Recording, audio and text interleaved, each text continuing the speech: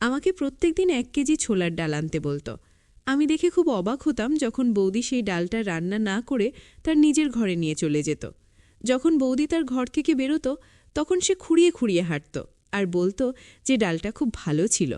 বৌদির এই কাজের রহস্য জানার জন্য আমি একদিন আমার ছোট বোনকে বৌদির ঘরে লুকিয়ে থাকতে বলি। যখন আমার বোন ঘর থেকে বেরোয় তখন সেও খুঁড়াচ্ছিল। তাকে দেখে আমি হতবাক হয়ে যাই, কারণ আজকে সুমি বৌদি আমাকে 1 কেজি ডাল আনতে বলেছে।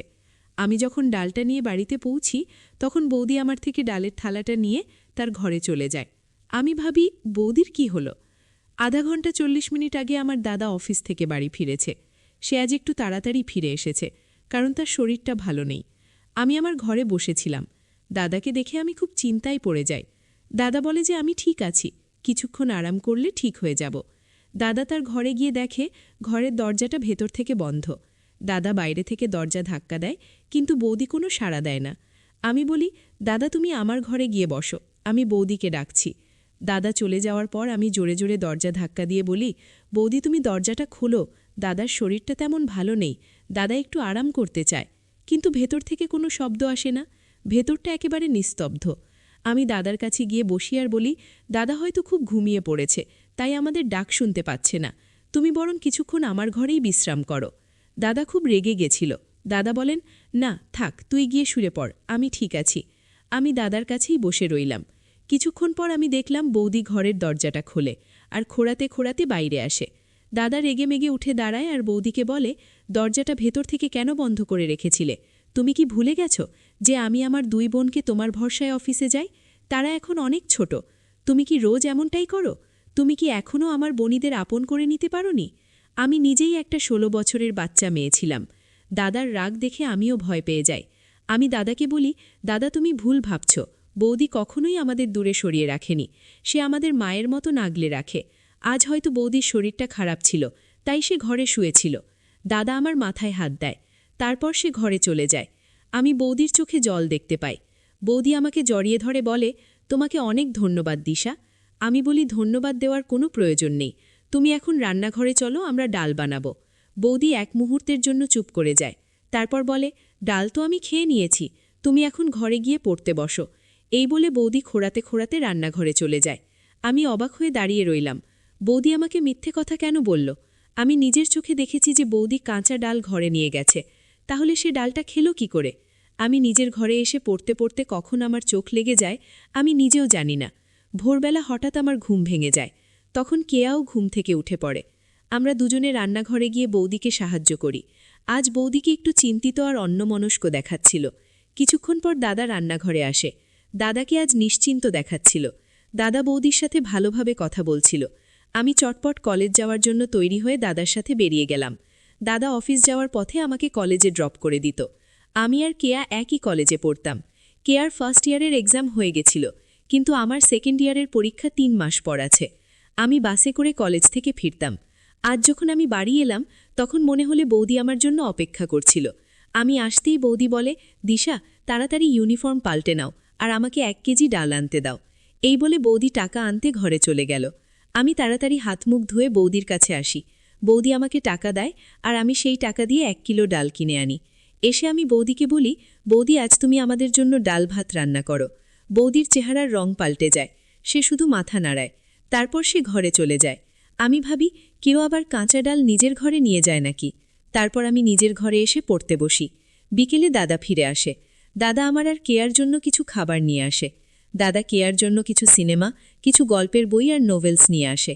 দাদা কেয়াকে এসব জিনিসগুলো দিয়ে বলে, আজকের পর থেকে তুই আর বাড়িতে বোর হবি না। দাদা সুমি বৌদির জন্য একটা ক্যারাম কিনে আনে। বৌদিকে সেটা দিয়ে বলে, তুমি আর দিশা এবার থেকে ক্যারাম খেলবে। এতে বৌদি খুব খুশি হয়। আমি কেয়ার ঘরে গিয়ে দেখি সেও খুব উৎসাহিত। তার জন্য দাদা কিছু বাচ্চার সিনেমা নিয়ে এসেছে। কেয়া বলে, দিশা এবার থেকে আমি সারাদিন সিনেমা দেখব, তুমি মন দিয়ে পড়াশোনা করো। একদিন রাতে আমি পড়াশোনা করছিলাম, তখন আমি দেখি বৌদি কার ঘর থেকে বেরিয়ে আসে। সে তাড়াতাড়ি ছাদে চলে যায়। আমি ভাবি, এসব কি হচ্ছে?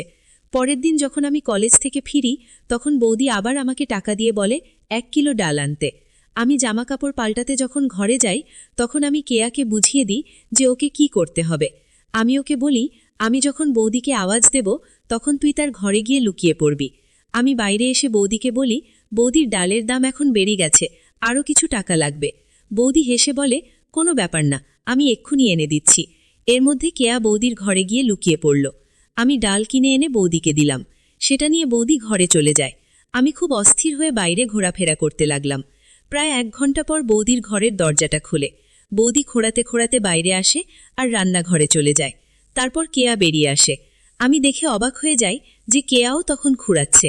আমি কেয়ার হাত ধরে তাকে জিজ্ঞেস করি, তুই কি কিছু জানতে পারলি? কেয়া বলে, আমি তোমাকে আগেই বলেছিলাম যে বৌদি লুকিয়ে লুকিয়ে বাড়ি থেকে বেরোয়। আজ আমি সেটাই দেখলাম। তুমি তো আগের দিন আমার কথা বিশ্বাস করতে চাইছিলে না। বৌদি যে জানালাটা দিয়ে বেরোয় সেই জানালাটা খুব ছোট। সেখান থেকে বেরোতে গিয়ে পায়ে চোট লাগে, আর সেই কারণেই বৌদি খুঁড়িয়ে খুঁড়িয়ে হাঁটে।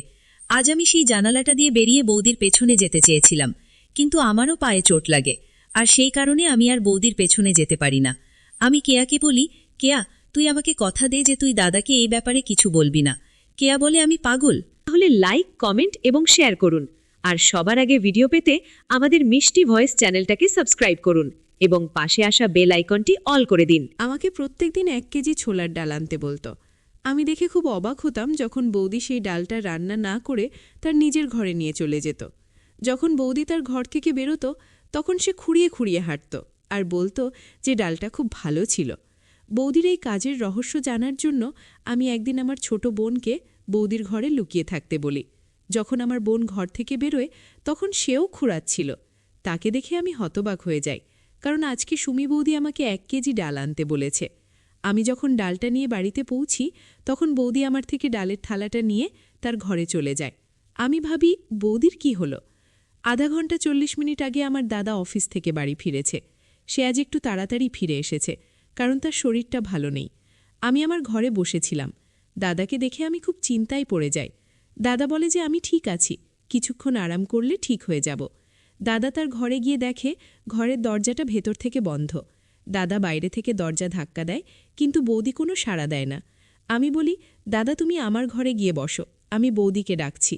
দাদা চলে যাওয়ার পর আমি জোরে জোরে দরজা ধাক্কা দিয়ে বলি, বৌদি তুমি দরজাটা খোলো, দাদার শরীরটা তেমন ভালো নেই, দাদা একটু আরাম করতে চায়। কিন্তু ভেতর থেকে কোনো শব্দ আসে না, ভেতরটা একেবারে নিস্তব্ধ। আমি দাদার কাছে গিয়ে বসি আর বলি, দাদা হয়তো খুব ঘুমিয়ে পড়েছে, তাই আমাদের ডাক শুনতে পাচ্ছে না, তুমি বরং কিছুক্ষণ আমার ঘরেই বিশ্রাম করো। দাদা খুব রেগে গেছিল। দাদা বলেন, না থাক, তুই গিয়ে শুয়ে পড়, আমি ঠিক আছি। আমি দাদার কাছেই বসে রইলাম। কিছুক্ষণ পর আমি দেখলাম বৌদি ঘরের দরজাটা খোলে আর খোঁড়াতে খোঁড়াতে বাইরে আসে। দাদা রেগেমেগে উঠে দাঁড়ায় আর বৌদিকে বলে, দরজাটা ভেতর থেকে কেন বন্ধ করে রেখেছিলে? তুমি কি ভুলে গেছ যে আমি আমার 2 বোনকে তোমার ভরসায় অফিসে যাই? তারা এখন অনেক ছোট। তুমি কি রোজ এমনটাই করো? তুমি কি এখনও আমার বোনিদের আপন করে নিতে পারোনি? আমি নিজেই একটা 16 বছরের বাচ্চা মেয়ে ছিলাম। দাদার রাগ দেখে আমিও ভয় পেয়ে যাই। আমি দাদাকে বলি, দাদা তুমি ভুল ভাবছ, বৌদি কখনোই আমাদের দূরে সরিয়ে রাখেনি, সে আমাদের মায়ের মতো আগলে রাখে। আজ হয়তো বৌদির শরীরটা খারাপ ছিল, তাই সে ঘরে শুয়েছিল। দাদা আমার মাথায় হাত দেয়, তারপর সে ঘরে চলে যায়। আমি বৌদির চোখে জল দেখতে পাই। বৌদি আমাকে জড়িয়ে ধরে বলে, তোমাকে অনেক ধন্যবাদ দিশা। আমি বলি, ধন্যবাদ দেওয়ার কোনো প্রয়োজন নেই, তুমি এখন রান্নাঘরে চলো, আমরা ডাল বানাবো। বৌদি এক মুহূর্তের জন্য চুপ করে যায়, তারপর বলে, ডাল তো আমি খেয়ে নিয়েছি, তুমি এখন ঘরে গিয়ে পড়তে বসো। এই বলে বৌদি খোঁড়াতে খোঁড়াতে রান্নাঘরে চলে যায়। আমি অবাক হয়ে দাঁড়িয়ে রইলাম। বৌদি আমাকে মিথ্যে কথা কেন বলল? আমি নিজের চোখে দেখেছি যে বৌদি কাঁচা ডাল ঘরে নিয়ে গেছে, তাহলে সে ডালটা খেলো কি করে? আমি নিজের ঘরে এসে পড়তে পড়তে কখন আমার চোখ লেগে যায় আমি নিজেও জানি না। ভোরবেলা হঠাৎ আমার ঘুম ভেঙে যায়। তখন কেয়াও ঘুম থেকে উঠে পড়ে। আমরা দুজনে রান্নাঘরে গিয়ে বৌদিকে সাহায্য করি।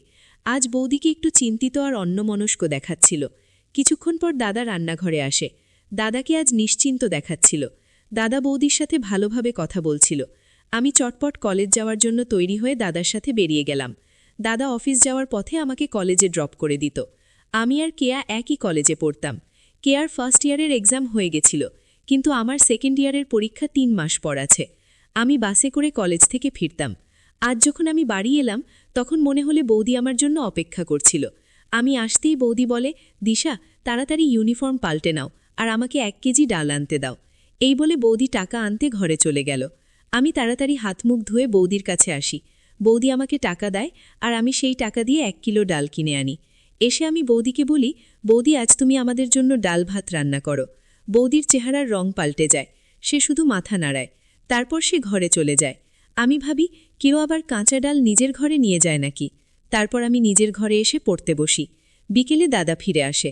দাদা আমার আর কেয়ার জন্য কিছু খাবার নিয়ে আসে। দাদা কেয়ার জন্য কিছু সিনেমা, কিছু গল্পের বই আর নোভেলস নিয়ে আসে। দাদা কেয়াকে এসব জিনিসগুলো দিয়ে বলে, আজকের পর থেকে তুই আর বাড়িতে বোর হবি না। দাদা সুমি বৌদির জন্য একটা ক্যারাম কিনে আনে। বৌদিকে সেটা দিয়ে বলে, তুমি আর দিশা এবার থেকে ক্যারাম খেলবে। এতে বৌদি খুব খুশি হয়। আমি কেয়ার ঘরে গিয়ে দেখি সেও খুব উৎসাহিত। তার জন্য দাদা কিছু বাচ্চার সিনেমা নিয়ে এসেছে। কেয়া বলে, দিশা এবার থেকে আমি সারাদিন সিনেমা দেখব, তুমি মন দিয়ে পড়াশোনা করো। একদিন রাতে আমি পড়াশোনা করছিলাম, তখন আমি দেখি বৌদি কার ঘর থেকে বেরিয়ে আসে। সে তাড়াতাড়ি ছাদে চলে যায়। আমি ভাবি এসব কি হচ্ছে। পরের দিন যখন আমি কলেজ থেকে ফিরি, তখন বৌদি আবার আমাকে টাকা দিয়ে বলে 1 কিলো ডাল আনতে। আমি জামাকাপড় পাল্টাতে যখন ঘরে যাই, তখন আমি কেয়াকে বুঝিয়ে দিই যে ওকে কি করতে হবে। আমি ওকে বলি, আমি যখন বৌদিকে আওয়াজ দেব তখন তুই তার ঘরে গিয়ে লুকিয়ে পড়বি। আমি বাইরে এসে বৌদিকে বলি, বৌদির ডালের দাম এখন বেড়ে গেছে, আরও কিছু টাকা লাগবে। বৌদি হেসে বলে, কোনো ব্যাপার না, আমি এক্ষুনি এনে দিচ্ছি। এর মধ্যে কেয়া বৌদির ঘরে গিয়ে লুকিয়ে পড়ল। আমি ডাল কিনে এনে বৌদিকে দিলাম। সেটা নিয়ে বৌদি ঘরে চলে যায়। আমি খুব অস্থির হয়ে বাইরে ঘোরাফেরা করতে লাগলাম। প্রায় 1 ঘন্টা পর বৌদির ঘরের দরজাটা খুলে। বৌদি খোঁড়াতে খোঁড়াতে বাইরে আসে আর রান্নাঘরে চলে যায়। তারপর কেয়া বেরিয়ে আসে। আমি দেখে অবাক হয়ে যাই যে কেয়াও তখন খুঁড়াচ্ছে। আমি কেয়ার হাত ধরে তাকে জিজ্ঞেস করি, তুই কি কিছু জানতে পারলি? কেয়া বলে, আমি তোমাকে আগেই বলেছিলাম যে বৌদি লুকিয়ে লুকিয়ে বাড়ি থেকে বেরোয়। আজ আমি সেটাই দেখলাম। তুমি তো আগের দিন আমার কথা বিশ্বাস করতে চাইছিলে না। বৌদি যে জানালাটা দিয়ে বেরোয়, সেই জানালাটা খুব ছোট। সেখান থেকে বেরোতে গিয়ে পায়ে চোট লাগে, আর সেই কারণেই বৌদি খুঁড়িয়ে খুঁড়িয়ে হাঁটে। আজ আমি সেই জানালাটা দিয়ে বেরিয়ে বৌদির পেছনে যেতে চেয়েছিলাম, কিন্তু আমারও পায়ে চোট লাগে, আর সেই কারণে আমি আর বৌদির পেছনে যেতে পারি না। আমি কেয়াকে বলি, কেয়া, তুই আমাকে কথা দে যে তুই দাদাকে এই ব্যাপারে কিছু বলবি না। কেয়া বলে, আমি পাগল। তাহলে লাইক, কমেন্ট এবং শেয়ার করুন। আর সবার আগে ভিডিও পেতে আমাদের মিষ্টি ভয়েস চ্যানেলটাকে সাবস্ক্রাইব করুন এবং পাশে আসা বেল আইকনটি অল করে দিন।